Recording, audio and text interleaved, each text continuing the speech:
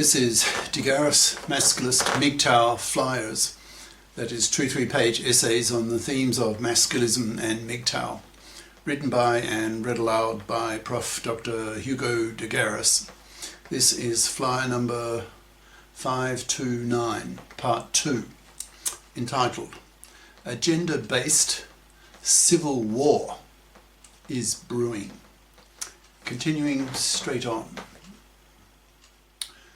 The principal calls security, and a beefy male gorilla turns up to the classroom to physically remove the masculist student. But he is in for a rude surprise, because when he approaches the student, the other dozen or so masculist students intervene, telling the gorilla that, quote, "You are one guy, and we are a dozen, and all 18, with adult male bodies. So if you try to manhandle our guy, we will collectively manhandle you. I hope you understand." End quote. At hearing these words, a flash of fear appears in the gorilla's eyes, and he backs off, seeing what he is up against, since some of the masculist students have obviously been lifting weights for years and are even beefier than he is. So he has enough common sense to know when he has lost the battle, so he just walks away. The principal then is nonplussed. There's nothing she can do. She's female. Across the chest, she is 3 times weaker than an average male, so she just caves in. She has lost the battle, so just walks away. The calculus teacher then continues the class with all the masculist students present, including the expelled student. But that is not the end of the story, since most of the school council members are strong, monoconscious feminists who decide to up the ante, so that at the next calculus class they bring in a group of male security gorillas who are then able to extract the masculist student. But that is not the end of it either, because then the gender war spreads to the parents. These masculist calculus students have very bright parents, since the school is an upmarket private prep school to which affluent high IQ parents send their high IQ offspring to.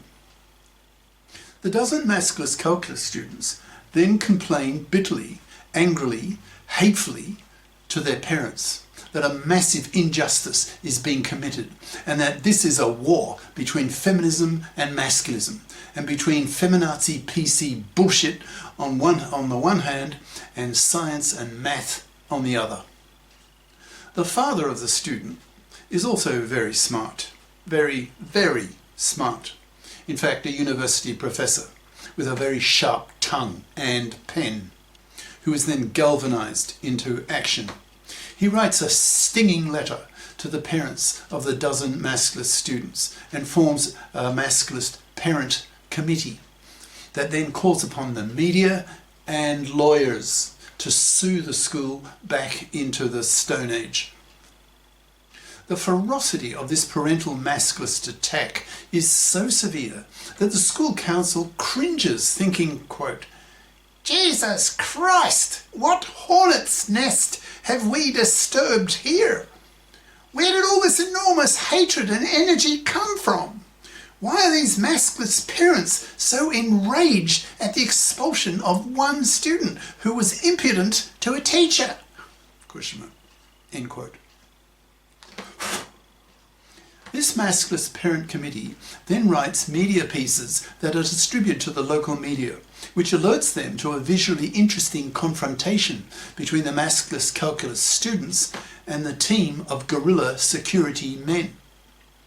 TV crews turn up from not only the local town, but from interstate, and even some at the national level. There's a ton of interest in this case, with the media people sensing that a bit of history is about to be made here. And they are right. The parents of the masculist calculus students talk to the media, saying that a gender war has started and that there's a lot at stake here. The war is between the monoconscious ignorance of the feminists, who insist that gender oppression is a one-way street, and the biconscious masculists, who claim that women oppress men worse, especially with their decades-lasting man slavery. Another major issue is the cultural war between PC bullshit and science/math, between emotionally comforting fiction and harsh reality.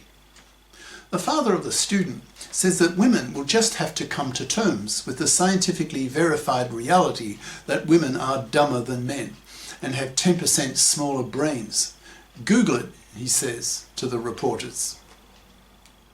The publicity is then enormous. The story is spread nationwide, so that the next calculus class, the student and his dozen masculist supporters, are followed by dozens of TV crews. The case has engendered enormous national interest, as the timing seems right.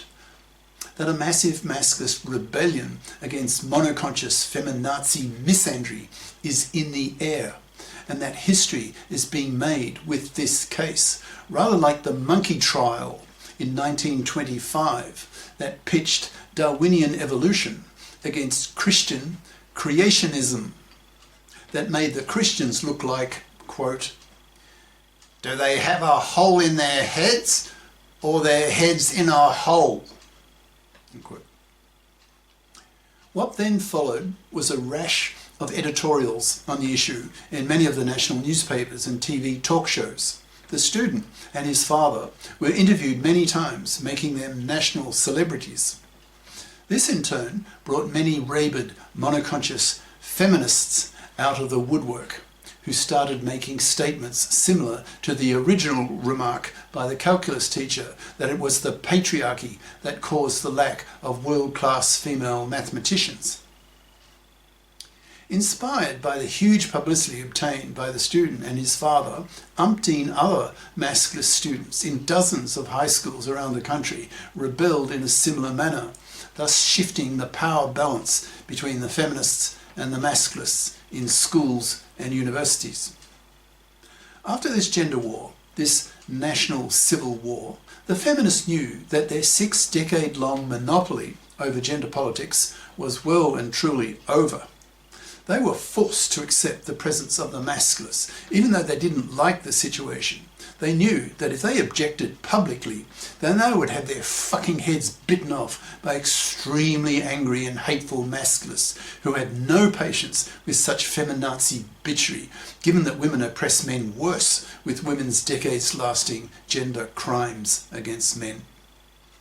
Probably years after such a gender war, society will learn to live with the fact that gender oppression proceeds indeed in two directions, and that those monoconscious feminists who think otherwise will lose not only local battles, but the war as well, as it becomes ever clearer that gender oppression is a two-way street, and that to pretend otherwise on the part of the monoconscious feminists will only get them spat at by the masculists, who have no tolerance of such PC bullshit and aim to crush it whenever they come across it. There'll be a lot of verbal blood spilt in this gender-based civil war, and things will get a lot worse before the dust settles. Monoconscious feminists have had 6 decades of intense brainwashing that gender oppression is a one-way street, so the masculists will need to be merciless when teaching them that they are misinformed, and that if they don't become biconscious themselves, then they will suffer badly in their millions, as their formerly monoconscious male feminist boyfriends, once these men become biconscious masculists, will see the monoconsciousness of their feminist girlfriends as bigoted, become disgusted, and then dump them. Millions of them, causing mass monoconscious feminist misery, as millions of such feminists lick their wounds on their own, rotting on the shelf, manless, loveless, sexless, babyless, and spat at. Cheers. Prof. Dr. Hugo de Garis. Email profhugodegaris@yahoo.com. Website profhugodegaris.wordpress.com.